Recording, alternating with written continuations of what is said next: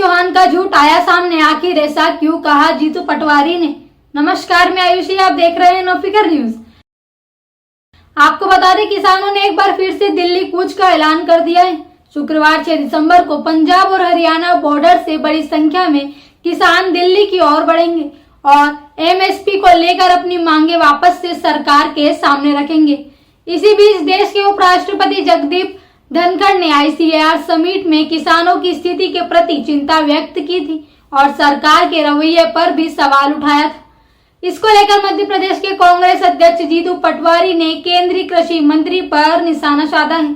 कृषि मंत्री शिवराज सिंह चौहान पर निशाना साधते हुए मध्य प्रदेश PCC चीफ जीतू पटवारी ने कहा, देश के उपराष्ट्रपति जगदीप धनखड़ ने केंद्रीय कृषि मंत्री शिवराज सिंह चौहान के काम पर सवाल उठाए हैं।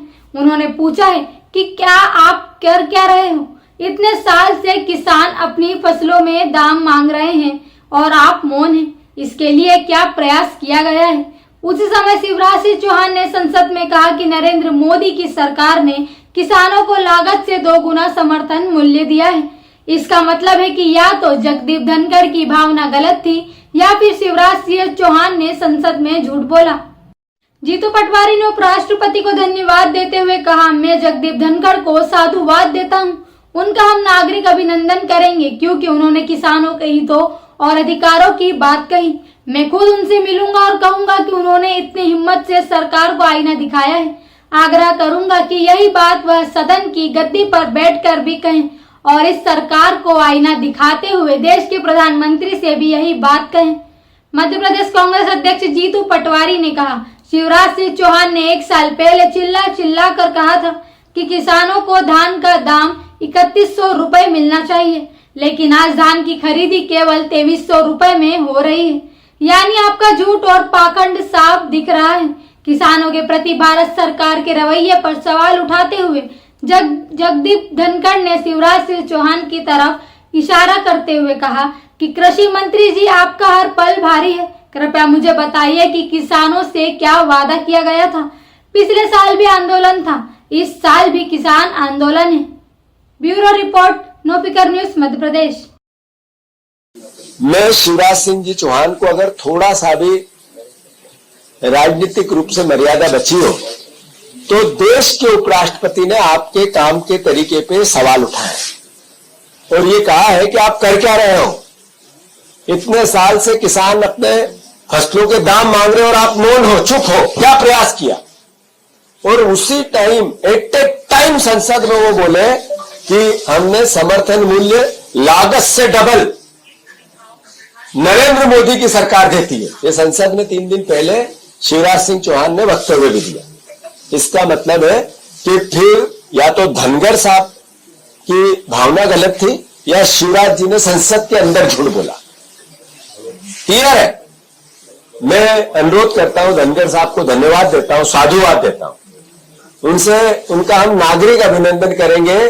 उन्होंने किसानों के हितों और अधिकारों की बात कही। मैं उनको खुद व्यक्तिगत रूप से जाकर उनसे मिलूंगा और उनसे आग्रह करूंगा कि इतनी हिम्मत से आपने सरकार को आईना दिखाया, नरेंद्र मोदी जी को दिखाया, शिवराज सिंह चौहान जी को दिखाया। यही बात वो सदन की आसदी पर बैठकर भी निर्णय ले और इस सरकार को आईना दिखाएं। देश के प्रधानमंत्री को भी यही बात कहे, आग्रह करूंगा। मैं चिट्ठी लिखूंगा, पत्र लिखूंगा, ट्विटर के माध्यम से भी उनसे आग्रह करें। मैं फिर से, शिवराज जी, आपने 1 साल पहले चिल्ला कर कहा कि 3100 के धान के दाम मिलना चाहिए। आज धान की खरीदी हो रही है 2300 रुपए में। यानी आपका झूठ, आपका पाखंड सर चढ़ के बोल रहा है। फिर दूसरी ओर मोहन यादव जी विदेश गए, लंदन गए और शहरों में गए, यहां भी इन्वेस्टर मीट की। क्यों? नया इन्वेस्ट आए तो देश का विकास हो। यहां जो पहले से अपना इन्वेस्ट कर चुके हैं राइस मिल, उन्होंने आज ही आपके राइस मिल के 2 साल के पैसे, पीडीएफ के चावल जाते हैं वो आपने नहीं दिए। वेयर हाउसिंग, जहां पर यह अनाज रखा जाता है गेहूं का, उनके पैसे 2 साल से नहीं दिए। इसको लेकर लोगों ने आपके संबंधित कर्मचारी को, अधिकारी को ज्ञापन दिया, उनसे शिकायत की, उसका मैंने ट्वीट किया।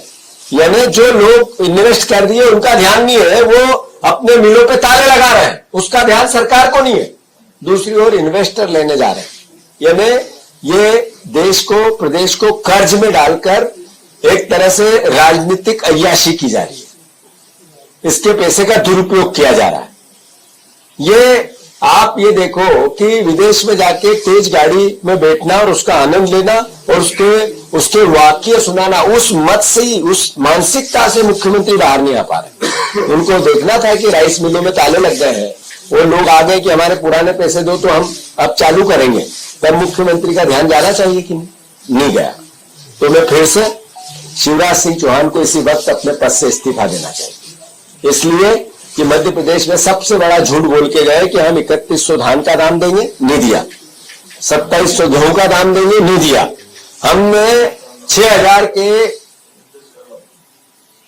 जो 16 स्टेट के किसानों ने आंदोलन किए और उनको गुमराह किया, समर्थन मूल्य की बात की, अलग अलग इवेंट किए, पर आज भी 4000 रुपए के आसपास सोयाबीन खरीदी जा रही। वही भारत सरकार ने 4200-4300 रुपए लागत मूल्य भारत सरकार के नाम से, तो यही संसद में आप झूठ बोले 3 दिन पहले। यानी आप लगातार झूठ बोलते हो, गुमराह करते हो, और ये बात सिर्फ विपक्ष नहीं कहता, देश का उपराष्ट्रपति कहता है। इसलिए आपको आपके पद से इस्तीफा देना चाहिए।